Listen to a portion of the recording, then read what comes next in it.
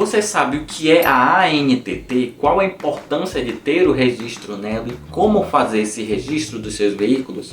Hoje nesse vídeo eu vou te explicar tudo sobre isso, então eu já convido você a se inscrever e ativar as notificações aqui do canal. E se precisar de alguma consultoria, assessoria, aula ou treinamento, pode me procurar no WhatsApp que está aqui na descrição do vídeo. Então vamos lá? Aqui no canal Logisticas eu tenho falado algumas semanas atrás sobre empreendedorismo logístico. Eu tenho uma playlist inclusive sobre isso que eu vou deixar aqui na descrição do vídeo. Lá eu já tenho conteúdo sobre microempreendedor individual e sobre o transportador autônomo de cargas, que é o MEI caminhoneiro. Inclusive quando você começa a estudar sobre a questão do MEI caminhoneiro, também conhecido como TAC, você acaba esbarrando na questão da ANTT. Por isso eu estou dedicando esse vídeo exclusivo sobre esse assunto, porque lá no meu vídeo sobre o TAC, como ele já estava um pouco extenso e tem muitos detalhes, então eu dediquei algo à parte só para falar da ANTT. Mas o que é isso? Significa Agência Nacional de Transportes Terrestres. Ela é uma autarquia federal e ela regula sobre o transporte rodoviário dentro do território nacional. Então, ela é uma autarquia que cuida a respeito disso. Tudo que você quiser saber sobre legislação, sobre o que pode e não pode, principalmente questões mais técnicas, o site da ANTT muitas vezes é o melhor lugar para você consultar. E o registro que você faz na ANTT se chama Registro Nacional de Transportadores Rodoviários de Cargas, RNTRC. Então o nome do registro não é ANTT, o nome do registro é RNTRC.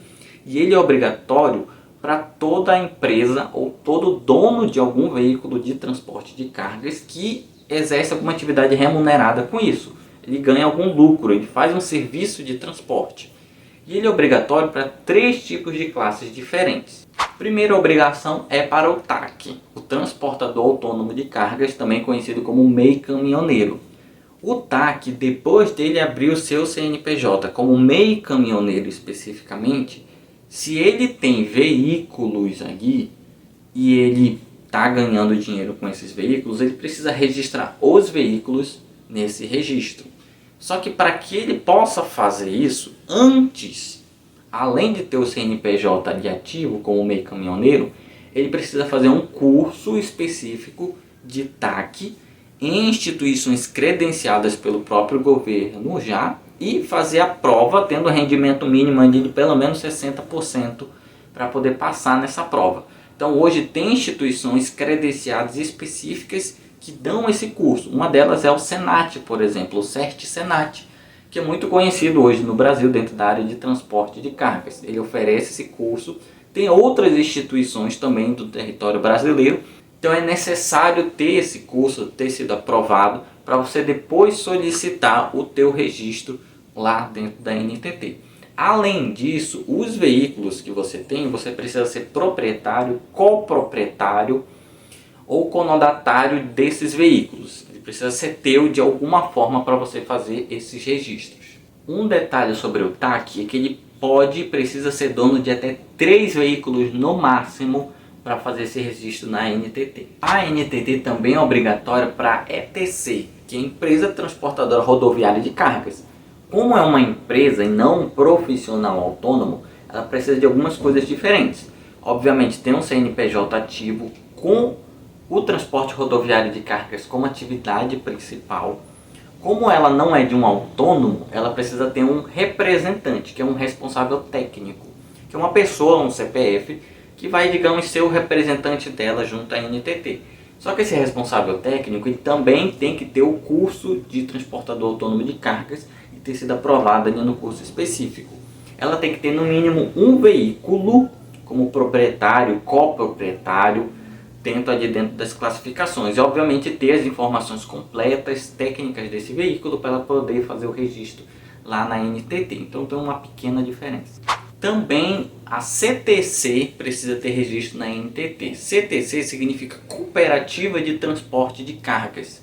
Essas cooperativas, para elas poderem ter o registro na ANTT, elas precisam, é claro, ter um CNPJ ativo com o rodoviário de cargas como atividade principal, ter um responsável técnico que passou no curso de TAC, assim como as outras empresas, ter um registro nas cooperativas de transporte de cargas brasileiras e ter pelo menos um veículo nem seu nome como proprietário ou coproprietário para fazer esse registro. Então tem uma pequena diferença que no caso ela tem que ter um registro como cooperativa, além da questão da ANTT.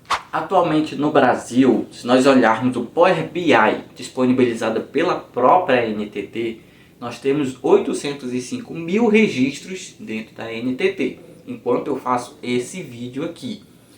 Dentro desses 805 mil, a maioria são de TACs, transportadores autônomos de carga, em torno de 625 mil, seguido pelas empresas de transporte de carga, 179, e por último, as cooperativas. Se você observar nesse gráfico aqui, teve um momento que a gente tinha mais de 1 milhão e 300 mil, no início, na virada de 2023 para 2024, atualmente está com 805.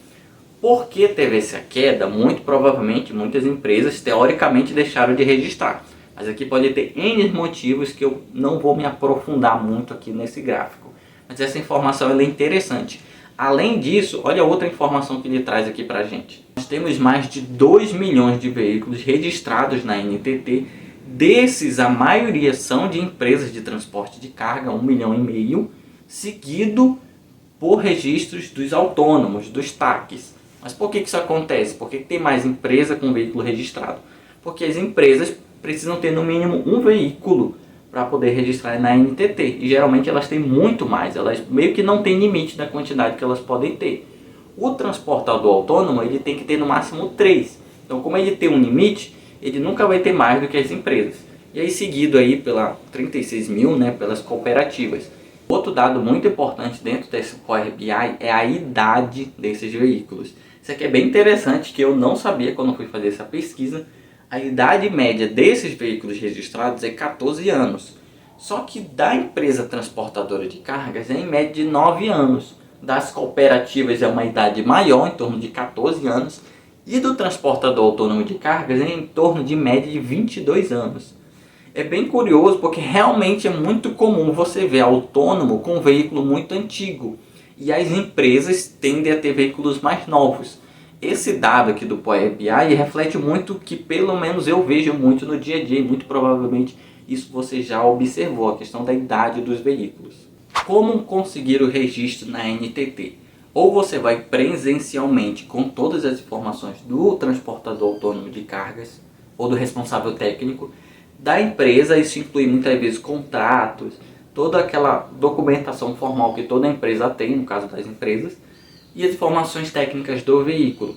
Mas também você pode ir digitalmente lá no RNTRC Digital. Ele vai pedir as mesmas coisas, inclusive a informação se o curso ele foi realizado. Importante estar atento a essa questão do curso. Na parte do veículo, ele vai pedir todas as características técnicas do veículo. Renavan, chassi, idade, cor, cubagem do veículo, toda essa parte técnica de preenchimento. E na mesma tela você também acompanha a emissão ali do certificado.